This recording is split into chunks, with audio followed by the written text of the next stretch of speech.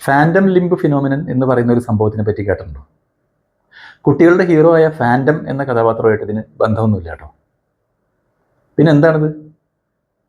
കയ്യോ കാലോ എന്തെങ്കിലും കാരണവശാൽ വലിയ അപകടത്തെ തുടർന്നോ അല്ലെങ്കിൽ അണുബാധ മൂലമോ മുറിച്ചു മാറ്റേണ്ടി വന്ന പല ആളുകൾക്കും ആ മുറിച്ചു മാറ്റപ്പെട്ട ഭാഗം അവിടെ തന്നെ ഉള്ള പോലെ, അതായത് ആ ഭാഗത്ത് തൊട്ട പോലെയോ അല്ലെങ്കിൽ അവിടെ വേദനയോ ചൊറിച്ചിലോ ഉള്ള പോലെയോ ആ ഭാഗം ഇളകുന്നത് പോലെയോ ഒക്കെ അനുഭവപ്പെടുന്ന പ്രതിഭാസത്തെയാണ് ഫാൻഡം ലിംബ് ഫിനോമിനൻ എന്ന് പറയുന്നത്. ചിലർക്ക് ഇല്ലാത്ത കൈകാലുകളിലെ വിരലുകൾ കഴിക്കുന്നത് പോലെയും പൊള്ളുന്നത് പോലെയൊക്കെ തോന്നും. എന്തുകൊണ്ടാണ് ഇത് സംഭവിക്കുന്നത്? ഇവിടെയാണ് നമ്മൾ തലച്ചോറിൻ്റെ ഞരമ്പുകളുടെയൊക്കെ അത്ഭുതകരമായിട്ടുള്ള ചില പ്രത്യേകതകൾ മനസ്സിലാക്കേണ്ടത്.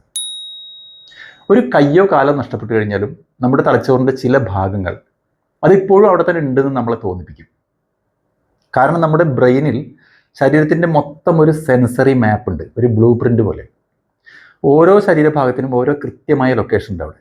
മുഖത്തിനൊരു ഭാഗം, കയ്യിനൊരു ഭാഗം, കാലിനെ റെപ്രസെൻ്റ് ചെയ്യുന്ന വേറൊരു ഭാഗം, അങ്ങനെ ഒരു പർട്ടിക്കുലർ ശരീരഭാഗം നഷ്ടപ്പെട്ടാലും ആ ഭാഗത്തിൻ്റെ സെൻസറി മാപ്പ് തലച്ചോറിൽ അവിടെ തന്നെ ഉണ്ടാവും. എന്ന് മാത്രമല്ല, അത് ആ പോയ ഭാഗത്തു നിന്നുള്ള സിഗ്നലുകൾ സാധാരണ കിട്ടുന്ന പോലെ പ്രതീക്ഷിക്കുകയും ചെയ്യും.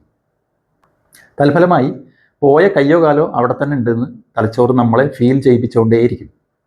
കുറേ കാലം കഴിയുമ്പോൾ ഇതിൽ പതിയെ മാറ്റങ്ങൾ വരും. എന്നാലും അതുപോലെ തന്നെ ആംബ്യൂട്ടേഷൻ കഴിഞ്ഞാൽ, അതായത് ശരീരഭാഗം മുറിച്ച് മാറ്റി കഴിഞ്ഞാൽ തലച്ചോറിൻ്റെ അതുമായി ബന്ധപ്പെട്ട നേരത്തെ പറഞ്ഞ ഏരിയകൾ കുറച്ച് കാലമെടുത്ത് പതിയെ റീ ഓർഗനൈസ് ചെയ്യാൻ നോക്കും.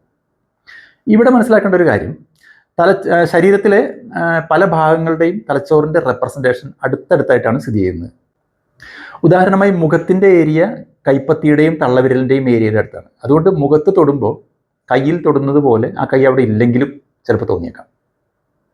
അതായത് ബ്രെയിനിൻ്റെ റീമാപ്പിംഗ് കാരണം ഇങ്ങനെ വിചിത്രമായിട്ടുള്ള സെൻസേഷനുകൾ തോന്നാം എന്നാണ് പറഞ്ഞു വരുന്നത്.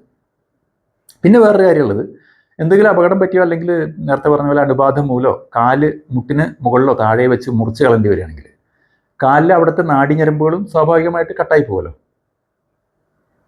ഈ മുറിഞ്ഞ ഞരമ്പിൻ്റെ അറ്റങ്ങൾ പലപ്പോഴും വിചിത്രമായി പെരുമാറും, ഹൈപ്പർ സെൻസിറ്റീവായി തീരാം. അവിടെ നിന്ന് തലച്ചോറിലേക്ക് പോകുന്ന സിഗ്നലുകൾ തലച്ചോറിനെ ആ കാലിപ്പോഴും അവിടെ തന്നെ ഉണ്ട് എന്ന് തോന്നിപ്പിക്കും. ചുരുക്കി പറഞ്ഞാൽ, ഒരു കയ്യോ കാലോ നഷ്ടപ്പെട്ടാലും അതിലെ ഭാഗികമായി മുറിഞ്ഞു പോയ ഞരമ്പുകളിൽ നിന്നുള്ള കൺഫ്യൂസ്ഡ് സിഗ്നലുകളും തലച്ചോറിൻ്റെ സെൻസറി മാപ്പിൻ്റെ റീവയറിങ്ങും ചേർന്നുണ്ടാക്കുന്ന ഒരു മിഥ്യാധാരണയാണ് പോയ ഭാഗം ഇപ്പോഴും അവിടെ തന്നെ ഉണ്ടെന്നുള്ളത്. എന്താ അല്ലേ തലച്ചോറിൻ്റെ ഒരു കളി? ഇങ്ങനെ കുറേ കാര്യങ്ങളുണ്ട്, ഓരോന്നോരോന്നായിട്ട് വഴിയെ പറയാം.